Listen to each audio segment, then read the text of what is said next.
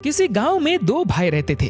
बड़ा भाई अमीर था, उसके पास किसी बात की कमी नहीं थी। छोटा भाई गरीब था, मेहनत मजदूरी करके पेट पालता था। एक दिन दोनों भाइयों में बहस होने लगी। बड़े भाई ने कहा, भले का भला नहीं होता, आज की दुनिया में भले को भीख भी नहीं मिलती, इसलिए दूसरे का चाहे बुरा ही क्यों न हो, अपने भले की बात पहले सोचनी चाहिए। छोटे ने कहा, नहीं भैया, कष्ट औरों को हो, ऐसे में अपना भला कैसे हो सकता है। बड़े ने कहा, चल हम गांव में लोगों से पूछ लेते हैं, तेरी बात सही निकली तो मेरे पास जितना धन है वह सारा तेरा, और मेरी बात सही निकली तो जो तेरे पास है वह सब कुछ मेरा। छोटे ने कहा, ठीक है चलो, और दोनों गांव में निकल गए। गांव में पहुंचकर एक से पूछा, दो से पूछा, तीन से पूछा।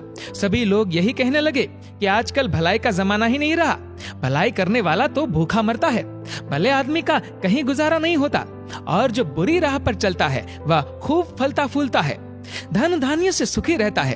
अब छोटे भाई के पास जो खेत का छोटा टुकड़ा था वह भी शर्त में हार गया।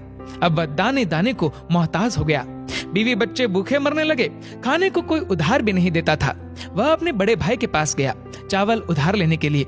सोचा बड़ा भाई है, वह दे देगा। उसने बड़े भाई से कहा, भैया 10 किलो चावल दे दो, घर में अन्न का दाना तक नहीं है, बच्चे भूखे मर रहे हैं। बड़े भाई ने तुरंत कहा, पैसे दे दो और जितना चाहे चावल ले जाओ। छोटे ने कहा, पैसे तो नहीं है। इस पर बड़े भाई ने कहा, तो फिर अपनी एक आंख दे दो। छोटे ने सोचा मजाक कर रहा है, चावल के बदले आंख तो नहीं लेगा, पर बड़े ने चावल के बदले एक आंख निकलवा ली और 10 किलो चावल दे दिए। ये देखकर उसके बीवी बच्चे रोने लगे, तुमने ये क्या कर दिया। थोड़े दिन तो आराम से निकले, फिर अनाज खत्म हो गया। छोटा भाई हार कर फिर बड़े भाई के पास गया। उससे अपने भूख से बिलखते हुए बच्चे नहीं देखे जा रहे थे। बड़े ने फिर कहा, दूसरी आंख दे दो, चावल ले जाओ। छोटे ने दूसरी आंख भी निकलवा दी और चावल ले आया। घर पर बीवी बच्चे देखकर रोने लगे, तुमने ये क्या कर दिया, अब क्या होगा। छोटे भाई ने कहा, अब मैं अंधा हो गया हूँ, लोग मुझे भीख दे देंगे तो मुझे सड़क के किनारे बैठा आना। दूसरे दिन से रोज उसकी पत्नी उसे रास्ते पर बैठा आती थी, जिससे उसका रोज का काम चलने लगा।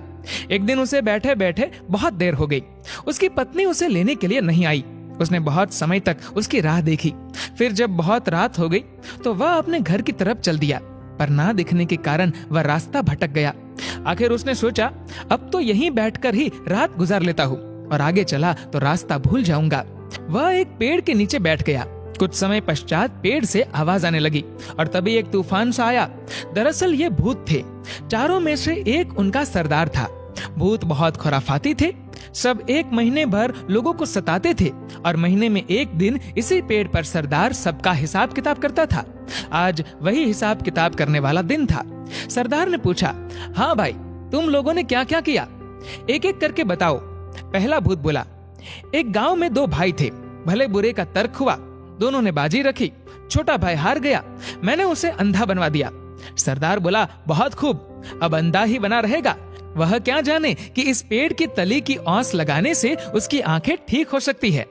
दूसरा भूत बोला, मैंने रामनगर जिले के सारे नदी, नाले, झरने, तालाब, कुएं, बावड़ी सब कुछ सुखा दिया है। पानी के लिए हाहाकार मचा हुआ है, कहीं कोष तक पानी नहीं है, सब यूं ही तड़प तड़प कर मर जाएंगे। भूतों का सरदार बोला, बहुत खूब, प्यासे मरे सब, उन्हें क्या पता कि वही पहाड़ के तले से 7 मिट्टी की परतें हटा देने से पानी फिर आ सकता है। तीसरा भूत बोला, सरदार, राजा की बेटी की शादी होने वाली थी, नगर में खुशियां मनाई जा रही थी, पर मैंने राजकुमारी को गूंगी बना दिया, जिससे उसकी शादी नहीं हो पाई, महल में मातम छा गया है। सरदार ने कहा, वाह, बहुत खूब, वह गूंगी ही रहेगी, किसी को क्या मालूम, इस पेड़ की जूमती जटा को पीस कर पिला देने से वह बोलने लगेगी। खैर चलो, 1 महीने बाद इसी दिन फिर यहीं मिलेंगे। एक तूफान सा उठा और चारों भूत चले गए। तब तक सवेरा हो गया था। अंधे भाई ने सबसे पहले वहां की ओस की बूंदें अपनी आंखों पर लगाई। उसकी आंखें लौट आई, वह खुशी से झूम उठा। उसने जल्दी से पेड़ की जटा ली और घर लौटा। उसकी आंखें वापस आ जाने से सब बहुत खुश हो गए। उसने सारा किस्सा अपनी पत्नी को सुनाया और घर से निकल गया और सीधे रामनगर पहुंचा। वहां की हालत देखी तो रोने लायक थी। सूख कर धरती फट रही थी, कहीं एक बूंद पानी नहीं था। हाहाकार मचा हुआ था। उसने पहाड़ के नीचे से मिट्टी की 7 परतें निकाली ही थी कि फिर कुएं, तालाब और झीलों में पानी ही पानी हो गया। वहां के राजा ने उसे अपार धन दिया। फिर वह राजा के महल में जा पहुंचा। जाते ही उसने कहा, महाराज, मैंने सुना है कि राजकुमारी गूंगी हो गई है, मैं उन्हें ठीक कर सकता हूँ। उसने झट से पेड़ की जटा को पीसकर राजकुमारी को पिला दिया और राजकुमारी बोलने लगी। राजा बहुत खुश हुआ। राजा ने अशर्फियों से उसकी झोली भर दी, गाड़ी घोड़ा दिया और रहने के लिए एक महल देकर परिवार के साथ यहाँ आकर रहने को कहा। छोटा भाई धन से लदा घर लौटा। उसके परिवार में खुशी की लहर दौड़ गई। बड़े भाई ने देखा कि उसकी आंखें भी आ गई और इतनी दौलत भी। वह ईर्ष्या से जलने लगा। उसने छोटे भाई से माफी मांगी और आग्रह किया कि उसे भी राज बता दे। छोटे भाई को दया आ गई। उसने सारा राज बड़े भाई को बता दिया। बड़ा भाई भी उसी जंगल में गया, उसी पेड़ तले बैठा। फिर वही तूफान आया और भूतों की आवाज आने लगी। लेखा जोखा होने लगा। भूत कहने लगे, जो किया कराया था सब पर पानी फिर गया, जरूर किसी ने अपना भेद सुन लिया। भूत जब पेड़ से उतरे तो बड़े भाई को बैठा पाया। बस फिर क्या था, झट से उसका गला घोट दिया और बड़ा भाई वहीं पर मर गया। मित्रों, कहानी थोड़ी काल्पनिक है, लेकिन इससे हमें शिक्षा मिलती है कि भला करने वाले के साथ बुरा नहीं होता। वह बुरा करने वाले के कर्मों का परिणाम देर सवेर उसके सामने आता जरूर है। मनुष्य को हमेशा संतुष्ट रहना चाहिए। जो ज्यादा लालच करता है उसका हाल बड़े भाई के समान होता है। दोस्तों, इस वीडियो को लेकर आपकी क्या राय है नीचे कमेंट करके जरूर बताएगा। और अगर आपको ये वीडियो अच्छा लगा हो तो इस वीडियो को लाइक करेगा, शेयर करेगा ज्यादा से ज्यादा लोगों तक। और ऐसे ही और भी इंस्पिरेशनल वीडियोस के लिए सब्सक्राइब करें हमारे यूट्यूब चैनल को और फेसबुक पर फॉलो करें हमारे पेज को। धन्यवाद।